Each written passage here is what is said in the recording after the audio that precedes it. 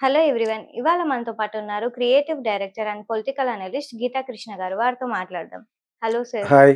Sir, సడెన్‌గా సంచలనం సృష్టించిన టాపిక్ అయితే అదానీ గ్రూప్స్.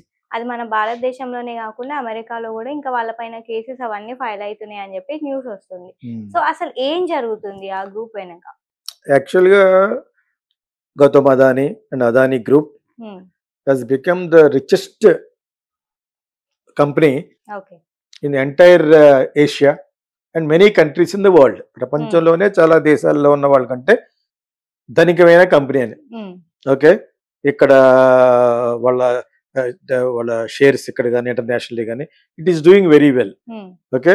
అది అందరికీ తెలుసు. అన్ని పోర్ట్స్ దానికి అన్ని పోర్ట్స్ వాళ్ళు చేయటం, పెద్ద పెద్ద కాంట్రాక్ట్లు అన్నీ కూడా వాళ్ళే గెయిల్ చేయగలిగారు. అదేవిధంగా ఒక ఒక లెవెల్కి వెళ్ళిపోయింది స్టాక్లో వాళ్ళ యొక్క shares. Plus Indian prime minister ఆయనకు ₹1 అవసరం లేకపోయినా ఆయన సపోర్ట్ చేసేది డెఫినెట్గా Adani group and also Ambani group. Okay. అంబానీని కూడా దాటిపోయాను. హ్మ్. ఎంటర్ప్రైజింగ్ గా చాలా చాలా ఎక్కువ, అంటే వాళ్ళ రూట్ వేరు వీళ్ళ రూట్ వేరు, ఎక్కడికో వెళ్ళిపోయింది యాక్చువల్గా.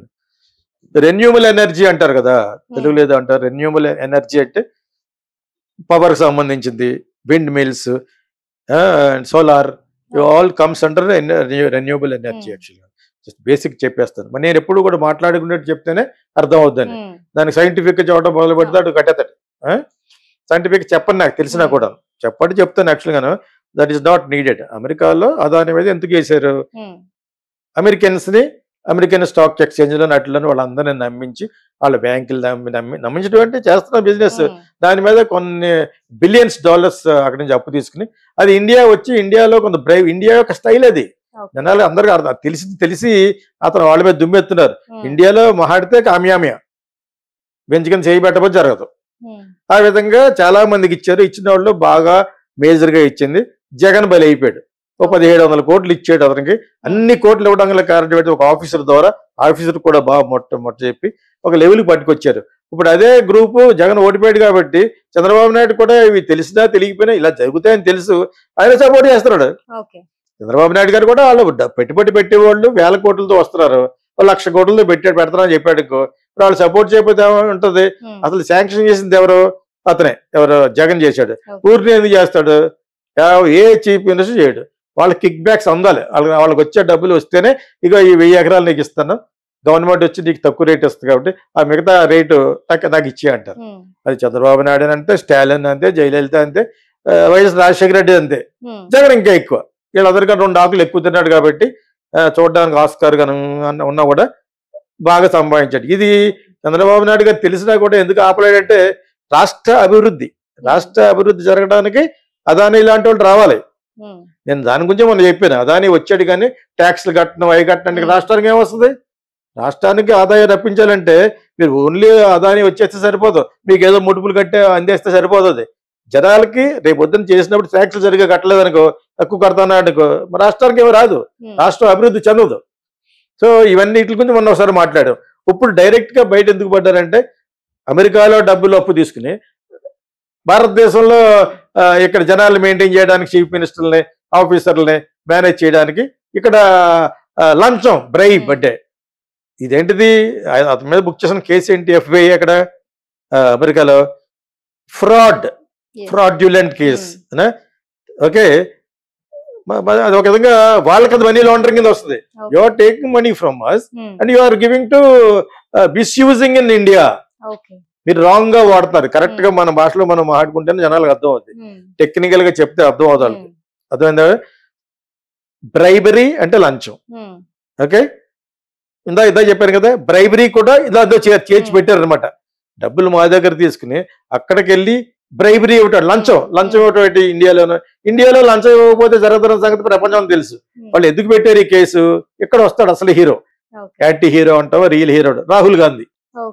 రాహుల్ గాంధీకి ఎక్కడ ఎంతమంది ఉన్నారో అదే ఇండియన్ అపోజిషన్ పార్టీ అయినప్పటికీ పాకిస్తాన్, ఆఫ్ఘనిస్తాన్ అన్ని దేశాల్లోనే ఉంటుంది వాళ్ళకి.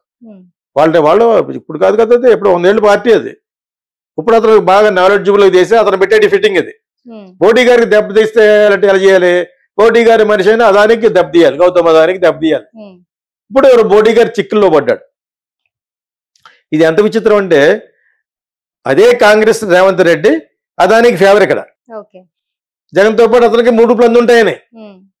అక్కడ మటుకు మీరు అదానిని ఎందుకు అరెస్ట్ చేయరు అని హై లెవెల్లో అమెరికన్లతో కూడా కేసు పెట్టించాడు. అమెరికాలో ఆ డిపార్ట్మెంట్ ఎవరికి చెప్పినా చేస్తారు వాళ్ళు. ఈ విధంగా మీ డబ్బులు మిస్యూజ్ అయిపోతుంది, అది వాళ్ళకెందుకు, మీకు అదాని తిరిగి కట్టాడా లేదా కొన్ని బిలియన్స్ డాలర్స్, నేను దాని నుంచి బయటపడగలను అని అన్నాడు. అంటే ఇక్కడ చట్టం అక్కడ చట్టం వేరు. అక్కడ చట్టంలో ఇది నిరూపించుకోకపోతే చాలా వేల కోట్లు ఫైన్ కట్టవలసి వస్తుంది, జైలుకి కూడా వెళ్ళవలసి వస్తుంది. నాన్ బెయిలబుల్ కూడా పెట్టారు. అతను ఎంత పెట్టడానికి కారణం రాహుల్ గాంధీ ఏదో విధంగా మోడీ గారు గవర్నమెంట్ బద్నాం చేసి, అది కొంచెం మహారాష్ట్ర ఎలక్షన్ ముందు అల్లరి చేస్తే అది ఓడిపోతారు అనుకుంటే జరగలేదు. అది మోడీ గారి గ్రూపే గెలిచింది. అర్థమైందా? సో ఇంకా జార్ఖండ్ అవి కూడా కొంచెం చూడాలి. యాక్చువల్ ఎగ్జాక్ట్ గా ఏమైంది అనేది చెప్తారు. ఎగ్జిట్ పోల్స్ ఒకలాగా చెప్పినాయి, ఇప్పుడు ఎప్పుడు అంతే. ఎగ్జిట్ పోల్స్ నార్త్ ఇండియా సరిగ్గా చెప్పలేరు. ఊరినే మోడీ గారికి ఫేవర్ చేయడం కోసం అంటారు కదా. జరిగింది, మహారాష్ట్రలో జరిగింది. ఉద్ధవ్ ఠాక్రేకి దెబ్బ కొట్టాడు. ఇక్కడ చంద్రబాబు నాయుడు గారు జగన్కి ఎలా దెబ్బ కొట్టారు, చంద్రబాబు నాయుడు గారు పవన్ కళ్యాణ్ కలిసి ఏ విధంగా ఇతన్ని బద్నాం బ్యాట్ చేశారు, చెడ్డ చేసి గెలిచారు అనేది. గెలవడం లాగలేం కదా, పెద్ద మెజార్టీతో గెలిచిపోయారు. అదే విధంగా మోడీ గారి గ్రూప్ అక్కడ అందరు కలిసి ఒక లెవెల్కి ఓడించారు. ఉద్ధవ్ ఠాక్రే వీళ్ళందరికీ కూడా ప్రెసెంట్ గా ఉన్న వాళ్ళందరికీ కూడా మొగలు చెల్లట్లేదు. దీనికి దెబ్బ కొడదామని చెప్పేసి ఏదో విధంగా ఇంటర్నేషనల్ లెవెల్లో బ్యాట్ తెద్దామని అమెరికా చేత కేసు వేయించాడు అదానీ చేత. అదానీ అంటే మోడీ మనిషి కదా అని. మోడీ మనిషి ఏముందో రేపు తప్పుకున్నట్టు నటిస్తాడు ఆయన, నాకేంటి సంబంధం అని. బిజినెస్ మ్యాన్ పైన వేస్తే ఏమంటారు. కాబట్టి ఈయన ప్రూవ్ చేసుకోగలడు. అమెరికాలో లా పవర్ఫుల్లే, కానీ ఎంతవరకు నేను మీ కంట్రీకి అన్యాయం చేసింది ఎప్పుడు వస్తుంది, నేను తిరిగి కట్టబోతేనే. ఫెయిల్ టు ఇప్పుడు యూబీ బిరేవరీస్, విజయ్ మాల్యా ఇలా అందరూ, మోడీ, నీరవ్ మోడీ అందరూ దుబ్బేశారు కదా అక్కడికి వెళ్ళిపోయి, క్రికెట్ మ్యాచ్లు అన్ని పెట్టి అలా వెళ్ళిపోయి వేరే దేశంలో సెటిల్ అయిపోయి మోసం చేసిన వాళ్ళు అయితే ఇతను అలా చేయడు. ఎక్కడికో వెళ్ళిపోయింది అదానీ గ్రూప్. డెఫినెట్ గా అతను మళ్ళీ గెలిచి బయటకు వస్తాడు. ఇక్కడ మాట్లాడినప్పుడు అతను ట్యాక్స్లు ఎగ్జామ్ చేయమని అడిగాడు ఎవరిని, చంద్రబాబు నాయుడు గారిని. అది ఈయన బయట పెట్టట్లేదేమని మొన్న ఒకసారి మాట్లాడాం. అదానీ వచ్చినా అంబానీ వచ్చినా మనకి ఏంటండి, మన రాష్ట్రానికి ఎంత వస్తుంది డబ్బులు అనేది చూసుకోవాలి. ఊరికి నేను ఫ్యాక్టరీలు పట్టుకొస్తాను 3000 ఫ్యాక్టరీలు అన్నారని చెప్పేసి ప్రతి పరిమాణంలో ఉండి పెట్టేశారు. పెట్టాలి పరిమాణాలు కాదు, ఇంకా చాలా కంపెనీలు కూడా పెట్టేస్తే ఏమవుద్ది, మీకు నెంబర్ కనపడుతుంది. మీకు గెలవడం కోసం ఎన్ని పెట్టారు అనుకుంటారు, బట్ స్టిల్ అందులో డబ్బులు వస్తుందా లేదా. ఇప్పుడు కియా ఉంది, యాక్చువల్గా తేవడానికి కారణం చంద్రబాబు నాయుడు. ఈయనకి ఆ లెక్క ఉంది. ఇక్కడ హైటెక్ సిటీస్ కట్టడం అనేది డెఫినెట్ గా ఆ గ్లామర్ ఉంది ఆయనకి, ఆయన తేగలడు. కాకపోతే వయసు పెరిగింది కదా అని మనం సెకండ్ థాట్ అంటున్నాం, ఈయన చేయగలడా, ఈయన ప్రామిస్ చేస్తారు. ఎందుకంటే దానికి మెయిన్ కారణం ఏంటి, చిన్ని తొట్టి గ్యాంగ్ ప్రామిసులు చేశారు, 6 ప్రామిసులు. అది కరెక్ట్ కాదు. అది చేయకుండా ఉంటాను వాళ్ళకి ఓట్లు రావు. ఫ్రీ బస్ అన్నారు, అన్నీ ఎందుకు అవసరం, అది జరుగుద్ది. అది వీళ్ళకి ఫ్రీ బస్ అట, అది ఇక్కడ ఎక్కడే జరగలేదు, కర్ణాటకలో కూడా జరగలేదు. అలా పెడితే ఇచ్చేస్తారు. అదేవిధంగా వైఎస్ రాజశేఖర రెడ్డి ఆ రోజులో ఫ్రీ పవర్ అన్నాడు, కొంతకాలం తర్వాత ఇచ్చాడు. రైతులకి పవర్ లేకుండా ఉన్నట్టు ఓట్లు వేయరు, మరి ఇచ్చాడు చాలా కాదు. కొంతకాలం పోతే నిలబెట్టుకోలేకపోయాడు. డబ్బులు పోతాయి కదా, రాష్ట్రానికి వచ్చే డబ్బులు పోవు. రాష్ట్రానికి వచ్చి ఎక్స్చెక్కర్ డబ్బులు వస్తేనే జీతాలన్నీ కట్టగలరు. రాష్ట్రంలో ఉన్న వాళ్ళందరికీ ఎంత కట్టాలి, 1,00,000 కోట్లు కట్టాలి. సమ్ ఫిగర్ ఇస్ దేర్, సంవత్సరానికి నేను కట్టాలి. వాళ్ళకి బడ్జెట్ అంత ఎందుకు ఇస్తారు, ఈ ట్యాక్స్లన్నీ కలెక్ట్ చేసుకుని డబ్బులు ఇవ్వమంటారు. అందులో మరి కన్నం పడిపోదు. వీళ్ళు ఇష్టం వచ్చినట్టు ఫ్రీగా ఇచ్చేస్తాం, ఫ్రీగా టీవీలు ఇచ్చేస్తాం, ఫ్రీగా ల్యాప్టాప్. ఎందుకు ఫ్రీగా ఇవ్వాలన్నాడు అసలు, వాళ్ళందరూ సోమరిపోతులో చేయడం ఓట్ల కోసం. So Gautam Adani and Adani group వచ్చి వాళ్ళ షేర్స్ కొంత లాస్ అయింది ఫస్ట్ లో. అక్కడ ఈ యుఎస్ లో తెలిసిన వెంటనే ఒకే రోజున 1,00,000 కోట్ల దాకా పోవడం జరిగింది. కానీ వాళ్ళు మళ్ళీ రికవర్ చేసేస్తారు. ఇటువంటిది అంత ముందు ఒకసారి జరిగింది ఆయనకి. ఇప్పుడు ఆల్ టాప్ ప్లేయర్స్ అనమాట, బిజినెస్ ప్లేయర్స్. అంచేత వాళ్ళకి తెలుసు ఒకసారి పోయినా మళ్ళీ ఇంకోసారి వస్తుంది. కాకపోతే ఈలోగా ఇది చేయడం గల కారణం నిజంగా దాని మీద వాళ్ళ కేసు వేయడం అంటే ఎవరి మీద కేసు ఏమైనా వేస్తారు. మా ఇండియా వాళ్ళు మిమ్మల్ని మోసం చేస్తారు, మా చైనా వాళ్ళు మీ మీద మోసం చేస్తారు. అక్కడ ఒకటి ఉంది, ఇక్కడ మనకి సంఘాలు ఎలా ఉంటాయి అలా ఒకటి ఉంది. దానికి చెప్తే వాళ్ళు ఇమీడియట్ గా కేసు చేస్తారు, ఇన్వెస్టిగేట్ చేయమని. అది ప్రూవ్ అయితే దెబ్బైపోతాడు, జైలు శిక్ష కూడా ఉంటుంది. అసలు యాక్చువల్గా మన ఇక్కడ చేసిన పొరపాటుగా అక్కడ జైలేటి. కాబట్టి మా డబ్బుని మీరు మిస్ చేస్తాను అది పెడతారు అక్కడ, అర్థమైందా. So whatever it is, Adani will definitely కమ్అట్.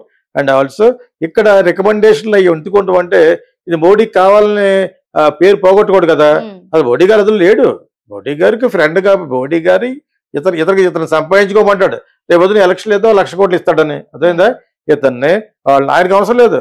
ఆయన సూట్ మంచి డ్రెస్ లోపలికి వెళ్ళి సగం గాలి తింటాడు, సగం భోజనం చేస్తాడు. ఆయనకి ఎందుకు డబ్బులు? సంవత్సరం లేదు, ఏమి లేదు కదా. అని చేత ఆయన ఎవడ తప్పు పట్టుకోడు. కాకపోతే వీళ్ళని ప్రొటెక్ట్ చేస్తారు. ఇది చేయకూడదు మరి. చాలా మంది ఉంటారు. రాహుల్ గాంధీని కాసేవాళ్ళు కూడా ఉంటారు. ఆర్మీ వెనకాల బిజినెస్ పీపుల్. ప్రతి పొలిటికల్ పార్టీకి ఉంటారు. చంద్రబాబు నాయుడు గారికి ఉంటారు. ఓకే, ఆయన ఎక్స్పీరియన్స్ కి ఎన్ఆర్ఎస్ వాళ్ళ కమ్యూనిటీ గ్రూప్ వాళ్ళు ప్రాణం ఇచ్చేవాళ్ళు ఉంటారు. సిబిఐ అని చెప్తున్నాను. ఇంకా పవన్ కళ్యాణ్కి అంత నెట్వర్క్ లేదు. కానీ చంద్రబాబు నాయుడు వాళ్ళ యొక్క కమ్యూనిటీ రిచ్ కమ్యూనిటీ కాబట్టి బిజినెస్ పీపుల్ రేపు 10 మంది రావు. ఇప్పుడు ఈయన కానీ 2-3 ఫ్యాక్టరీలు పెద్దగానే అదాని అంబానీతో పెట్టించాడు అనుకోండి, చాలా మంది వచ్చేస్తారు. ఆ విషయం ఆయనకి తెలుసు. ఆ నమ్మకంతో చాలా మంది చేస్తాను అంటున్నాడు యాక్చువల్ గా. సో అదే విధంగా మోడీ గారికి దెబ్బతీయటం కోసం రాహుల్ గాంధీ చేసిన పన్నాగం పార్ట్ అది. అందులో ఇప్పుడేంటి ఇక్కడ చంద్రబాబు నాయుడు గారికి నిజంగా అదాని మీద ఇది ఉన్నా కూడా ఎంతవరకు కరెక్ట్ అని ఇన్వెస్టిగేట్ చేస్తామంటే అక్కడ జగన్ లబ్ధి పొందుతాడు. ఈయన సీరియస్ గా జగన్ ఇలా తీసుకున్నాడు అని ప్రూవ్ చేయండి అని అనుకో, అదాని దెబ్బ అయిపోతాడు. బండ్లు అదాని దెబ్బ అయితే ఇక్కడ పెట్టడు. ఆల్రెడీ శాంక్షన్ అయిపోయింది, అన్నీ అయిపోయినాయి. అదే విధంగా రేవంత్ రెడ్డి అక్కడ వచ్చి రాహుల్ గాంధీ ఆయన దుమ్మెత్తున్నాడు ఎవరిని, అదానిని. ఆ ఎలక్షన్ గురించి చేశాడు. అయినా కూడా రేపు పొద్దున అదాని కూడా నిజంగా రాహుల్ గాంధీ ప్రైమ్ మినిస్టర్ అయితే వాళ్ళు అదానిలో ఆయన వెళ్తాడు. పొలిటీషియన్స్ కావాలి రాజకీయవేత్తలకి, ఓకేనా? అండ్ ఆఫీసర్స్ కూడా కావాలి.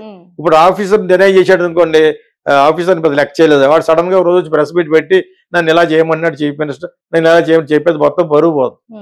అంచేది ఆఫీసర్లు కూడా ఇంపార్టెంటే. ఆఫీసర్లు ఇంపార్టెంట్ కాకుండా రాజకీయవేత్తలతో నడిపిస్తామని చంద్రబాబు నాయుడు గారు అన్నా కూడా కుదరదు.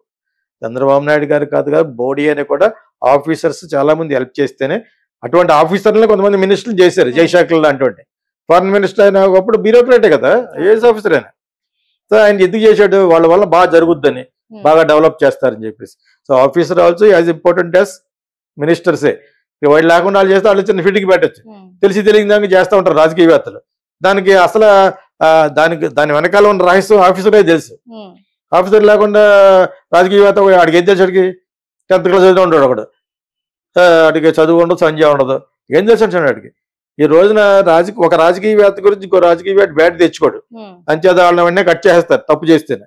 తప్పు చేసి తెలిసిన పంచాయతీ లెవెల్ నుంచి ఎక్కడి వరకు ఏ లెవెల్లో కన్నా కూడా తప్పు చేస్తారని తెలిసి కట్ చేస్తారు. ఎందుకంటే ఆడే వల్ల వీళ్ళ బ్యాట్ మూట కట్టుకోరు, అపఖ్యాతని మూట కట్టుకోరు కాబట్టి. అంచేత ఇవన్నీ కూడా ఇప్పుడు వచ్చిన మార్పుల వలన పార్టీకి పడిపోతుంది. అందుకనే వీళ్ళు ఎవడన్నా గ్రామ పంచాయతీ లెవెల్లో తినేసేవాళ్ళు ఉంటారు. వాళ్ళు చేసిన పొరపాట్లు వెంటనే ఎందుకు కట్ చేస్తారు? వాడు నోరు పోస్తాం లేకపోతే వాడు కట్ చేస్తారు. ఎందుకు కట్ చేస్తారు? ఇదికే వాళ్ళు చేసే ఏదో పనులన్నీ మెయిన్ స్టేట్ గవర్నమెంట్ వల్ల పార్టీ పడిపోతుంది. ఓకేనా? సో ఇవన్నీ ఒకేసారి ఎందుకు చెప్తున్నానంటే అదానీకి వచ్చిన అడ్డంకులు ఏమి లేవు. ఇప్పుడు అడ్డంకులు పెట్టిందే రాహుల్ గాంధీ. ఏంటి, మహారాష్ట్రలో జార్ఖండ్ లో గెలవడం కోసం. మోడీ గారికి దెబ్బ కొడితే మోడీ గారికి బాగా క్లోజ్ అని ఫ్రెండ్, అది ఎస్టాబ్లిష్ అయిపోయింది. మోడీ గారికి కావాల్సిన వాళ్ళు ఎవరు? గుజరాతీస్, అదాని, అంబానీ. అర్థమైనప్పుడు ఇంకా చాలా మంది ఉన్నారు. వీళ్ళిద్దరూ బయటకు వచ్చి వీళ్ళిద్దరూ ప్రపంచ కుబేరులు కాబట్టి. అర్థమైనప్పుడు సో వీళ్ళు బ్యాడ్ అయిపోతే ఇప్పుడు అదానికే మన ప్రైవేటైజ్ చేసేస్తున్నారు. స్టీల్ ప్లాంట్ కూడా ఆయనకే అమ్మేద్దామని.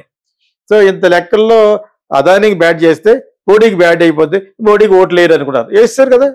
అలా ఏమి లేదు. వీళ్ళు అనుకున్న plan utter flop. Rahul Gandhi అనుకున్న ప్లాన్ ఫలించలేదు. మళ్ళా మోడీకే ఇస్తారు ఓట్లు. మహారాష్ట్రలో తంపింగ్ మెజార్టీతో ఇస్తారు. ఇది సింపుల్ గా మాట్లాడుకోవాలంటే అమెరికా నుంచి FBI ద్వారా కేసు పెట్టబట్టి ఎవరి మీదనే పెడతారు. రెడ్డి స్లాబ్ మీద డైరెక్ట్ గా పెట్టారు. 1500 కోట్లు 2000 కోట్లు ఎప్పుడు కాదు, చాలా కాలం క్రితం. ఒక డ్రగ్ లో ఏదో బ్యాడ్ వచ్చింది. అలాగంటే రోజు జరుగుతూ ఉంటాయి. మన ఇండియన్ ప్రోడక్ట్స్ నుంచి ఇక్కడ వెళ్ళిన ప్రోడక్ట్ మీద ఫలానా మందులో సరిగ్గా లేదు, దానివల్ల ఎంతో మంది ప్రాణ నష్టం వస్తుందని పెడతారు అక్కడ. అందులో గెలవకపోతే 1000 కోట్ల మీద ఉంటుంది ఫైన్. అలా చాలా మంది ఉంటుంది. సో అంచేత బిజినెస్ పీపుల్కి ఇక్కడ వేయడం గల కారణం ఏంటంటే అదాని ఎక్కడో ఉన్నాడు. ఆ ఉన్న అదానిని